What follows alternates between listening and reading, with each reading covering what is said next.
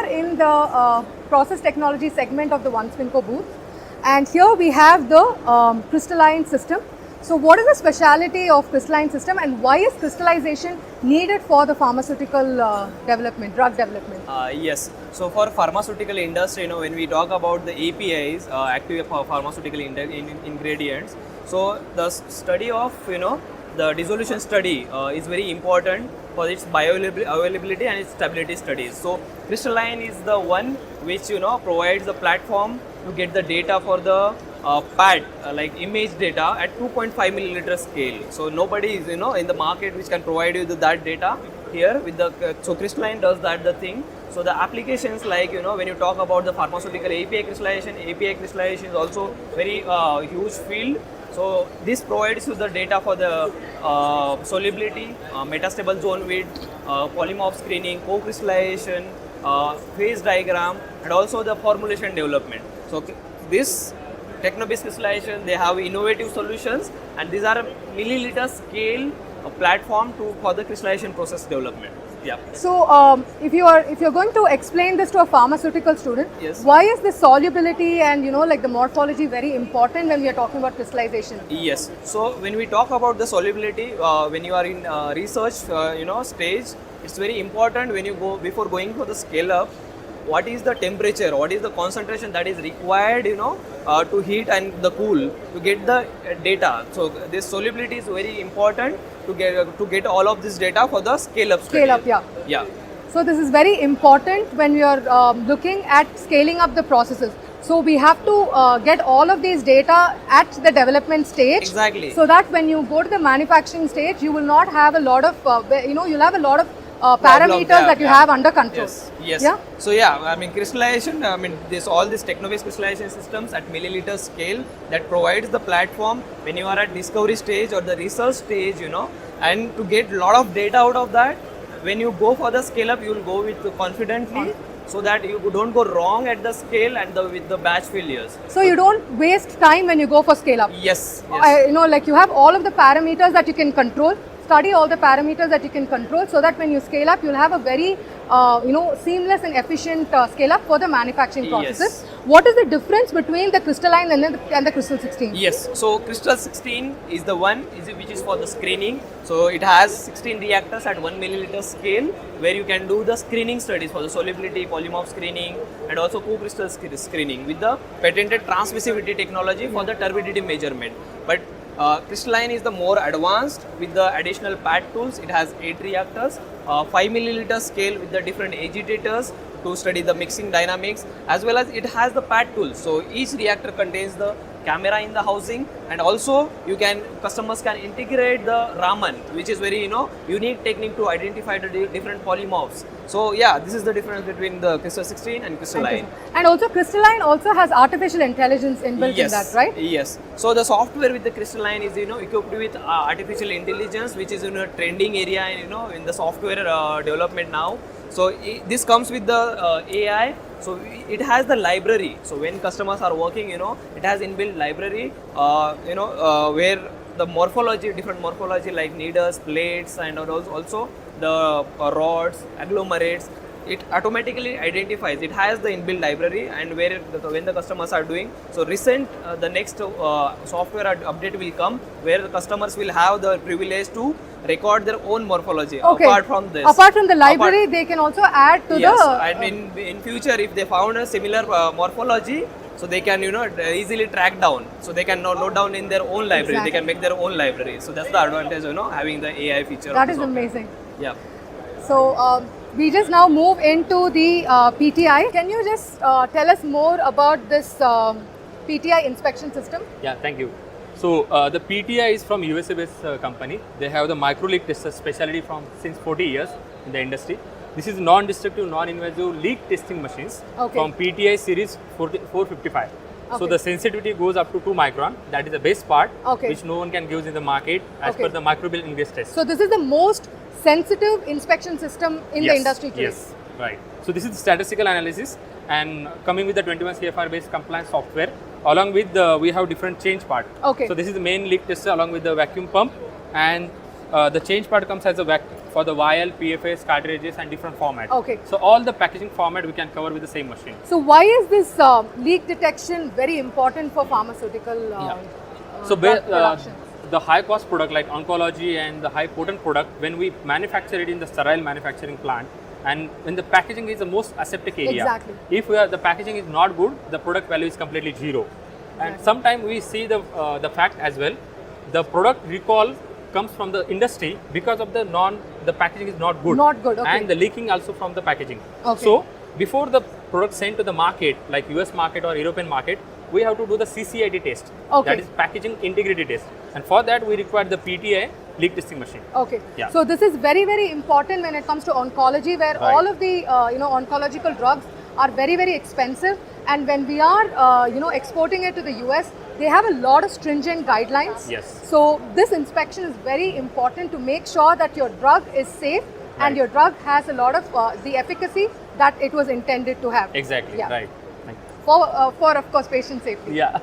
So what does this headspace analyzer from Lighthouse do? Right. The same even as the part of USP 127 chapter, which is pharma compliant. This is the second, we can say, the segment after the CCID. This is also part of CCID called as a headspace analyzer. Okay. So the oxygen sensitive drugs or moisture sensitive drugs, Yeah. which is a part of CCID, Yeah. but also the gas sensitive, Yeah. that we can done by the headspace analyzer. Yeah. So basically, there are certain drugs that are very sensitive to moisture. Right. So it might Like deteriorate, or the color Deteriorate, changes yeah. happens because of the oxygen comes in a picture, Yeah. when the leaking is there or the septa is coming out from the vial. So this is a way we can test. These are the different standard. Okay. We can integrate it. We can make the methodology Okay. and just put the sample here and run the sample. So within a 2 seconds, you will Okay. get the data.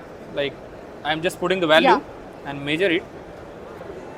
So once the measurement is going on, so within a 2 seconds, we get the value, like percentage of the oxygen value from 0% to 25%. Okay. So if maximum pharma company have the limit 2% only, if the oxygen level goes more than 2%, Then you have to then you have to recall the batch. fail. Yes. And the potency also matter for the patient. Yeah. If it is more oxidized, like a completely compound get deteriorate, Okay. and it will be give reverse action to patient.